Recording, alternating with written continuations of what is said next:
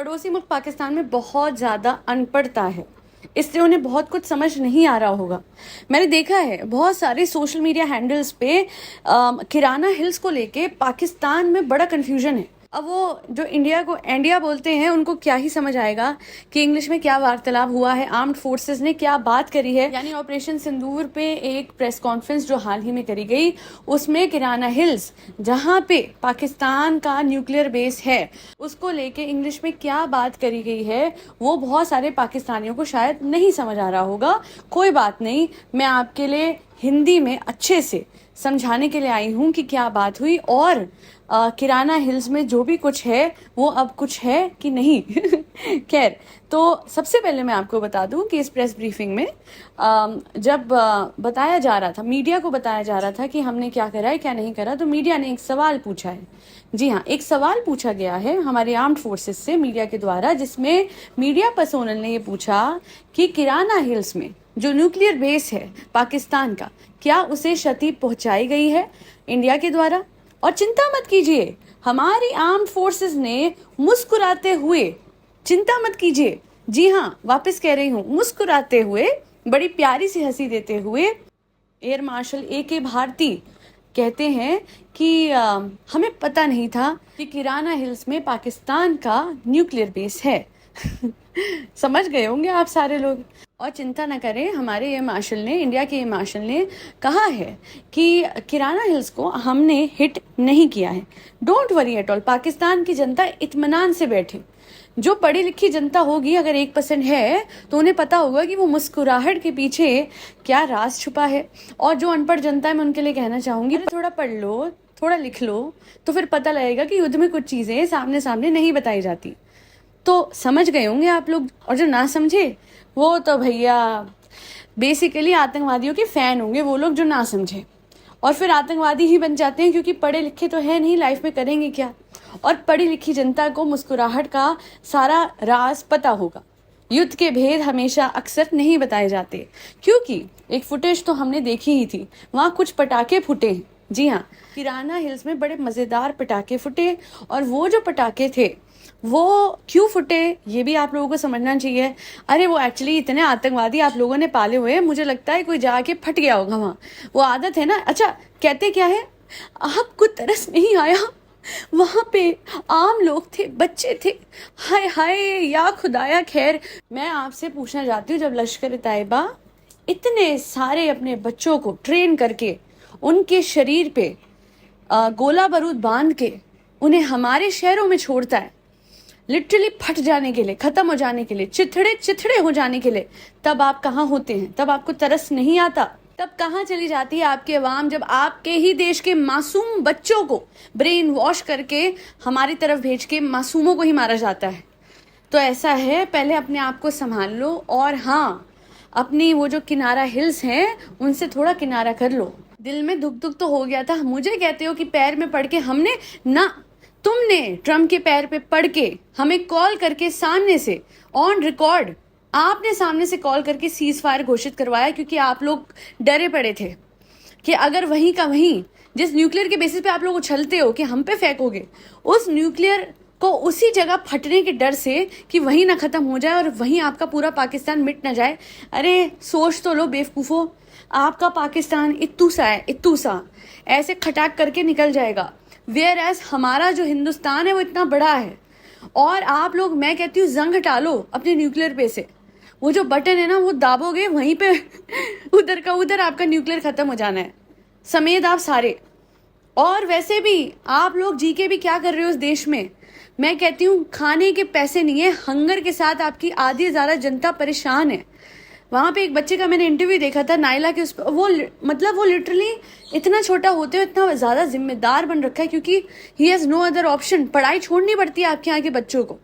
और मैं फिर बोलूँगी, अगर मेरे देश में आके आपको टिप्पणी करनी है किसी बात की, तो आ जाओ, घर वापसी करो, बनो हिंदुस्तानी, इंडियन बन जाओ, एंडियन नहीं इंडियन बनो, समझ आइए।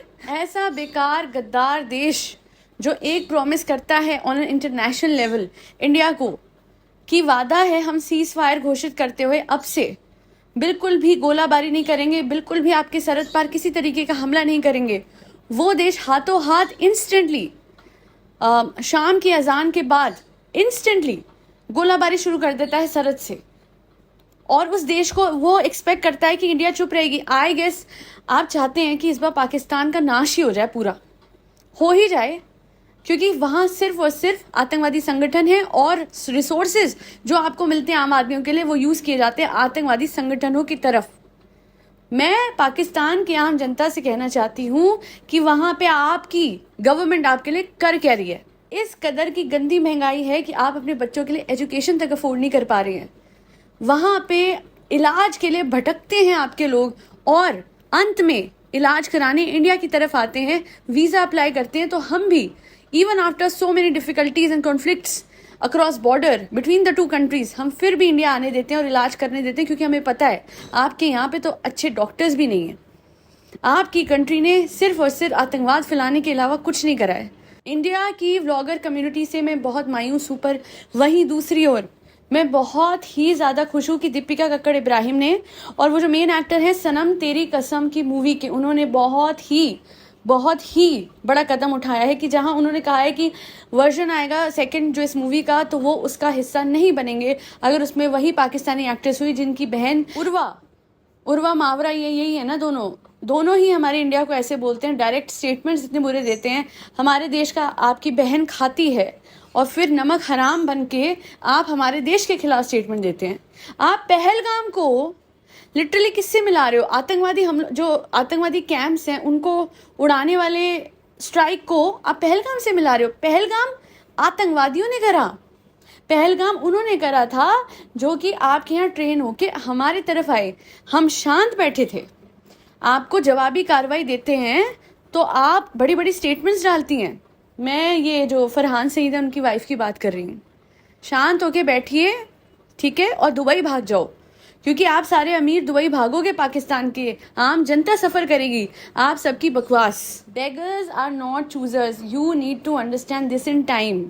समझ जाओ, अभी भी वक्त है, वरना आप लोगों की हैसियत तो आवाम देख ही लेगी जब बहुत ज़्यादा इस युद्ध को हवा मिलेगी।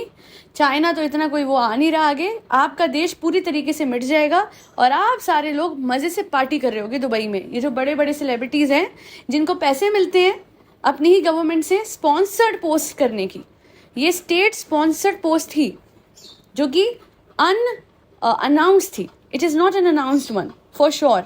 बेसिकली जब इनडायरेक्टली बता देती हूँ अनपढ़ों को जिनको समझ नहीं आ रही होगी, पाकिस्तान के साइड पे बहुत अनपढ़ हैं, कि जिनको पैसे मिले हैं अपनी ही गवर्नमेंट से एक पोस्ट बनाने के लिए इंडिया के खिलाफ। बट चलो इन्होंने कम से कम पाकिस्तान की तरफ से कुछ करा, हमारे तो बेगैरत बैठे इतने बड़े बड़े व्लॉगर्स घूम रहे फिर रहे हैं। और वही वाली बात है, क्या आग लगे बस्ती में हम हमारी मस्ती क्या आया, that is applicable to all of these vloggers at a stretch. जो भी था, मैं तो इतना ही कहूँगी, मेरे देश के लिए मैं जब तक आवाज़ उठा सकती हूँ उठाऊंगी। छोटा सा प्लेटफॉर्म, छोटा सा चैनल है मेरा, तो क्या हुआ, बट इसे आप, इस आवाज़ को आप आगे रख सकते हैं। कैसे? शेयर कीजिए इस वीडियो को, बताइए पाकिस्तान की अनपढ़ जनता को मतलब उस प्रेस कॉन्फ्रेंस का जिसमें सीधा सीधा एक मुस्कुराहट से हमारे air marshal, respected air marshal, reflect कर रहे हैं इस बात को that how confident we are when it comes to our strategies of combating the pathetic actions of this country called Pakistan. Twin tower होता है तो पाकिस्तान के लोग कहते हैं कि अमेरिका ने किया, पहलगाम होता है तो पाकिस्तान के लोग हम पे डाल देते हैं, पार्लियामेंट वो होता है तो पाकिस्तान के लोग लिटरली दुम दबा के भग लेते हैं कि नहीं नहीं हमने तो नहीं, आतंकवादियों ने करा। बेसिकली पाकिस्तान ही है गढ़ आतंकवादियों का।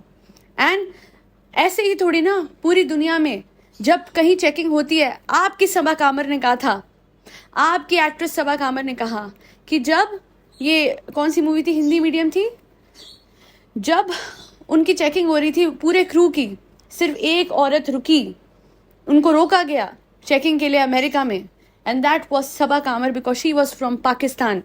हेंस प्रूव्ड कि पाकिस्तान की रेपुटेशन कितनी बेकार है पूरी की पूरी दुनिया में। आई गेस पाकिस्तान के लोगों को बहुत अच्छा लगता है ऑस्ट्रिच बन के रहना, शतरमुख कहते हैं उसे हिंदी में, है ना। अनपढ़ो सुन लो, आप मिट्टी में सर दबाए रखो, अपने आसपास का सच मत देखो। सच तो ये है कि आपके बच्चे आतंकवादी बना के भेजे जाते हैं हमारे यहाँ, और उनके साथ बुरा सलूक, हम तो फिर भी उनको फेयर चांस दे देते हैं। हम अगर उन्हें पकड़ लें, जैसे कसाब को पकड़ा था, अरे उसको फेयर चांस दिया, उस पर हमने पूरी वो कार्रवाई करके उसके बाद उसे सजा दी है। और आप लोगों का वो हिसाब है, आप उसके बाद भी, हम जितना जस्टिस के साथ चलते हुए आप लोगों के बड़े बड़े जुर्म जो हमारे साथ करते हैं, आपकी तरफ से भेजे आतंकवादी, उनको फिर भी जस्टिस के साथ ट्रीट कर देते हैं, फिर भी लीगल प्रोसीजर फॉलो करते हैं। और आप बेईमान लोग एक ऑफिशियल कॉन्वर्जेशन के बाद इमीडिएट सीज फायर का उल्लंघन करते हैं। बेवकूफ हैं आप सारे, अपने पैर पे कुल्हाड़ी मारने चले हैं। Your country is literally good for nothing. और फिर आपको लगता है आप एक युद्ध लड़ पाओगे? अच्छा, एक सैंक्शन लेने से चिंता न करें, ये पैसा आपकी इकोनॉमी में नहीं आया। ये पैसा जो IMF का आया है, ये सारा गड़ब करेंगे आतंकवादी संगठन। और देखते हैं उसके बाद भी आप लोग कुछ कर पाते हो कि नहीं। साफ कर लो जंग आपके न्यूक्लियर उससे, और बटन दाब के देखना, कुछ चलेगा भी। खैर, आज के लिए इतना ही। जो सड़ते हैं वो सड़े, जो अनसब्सक्राइब करना चाहते हैं पाकिस्तान के हवाले से, पाकिस्तानी हैं आप तो कर दो यार। आज नहीं, देखो काल करे सो आज कर, आज करे सो अब, पल में प्रलय हो जाएगी पाकिस्तान, तू नहीं बचेगा अब। आज के लिए इतना ही। जय श्री राम, राधे राधे, हरे कृष्णा।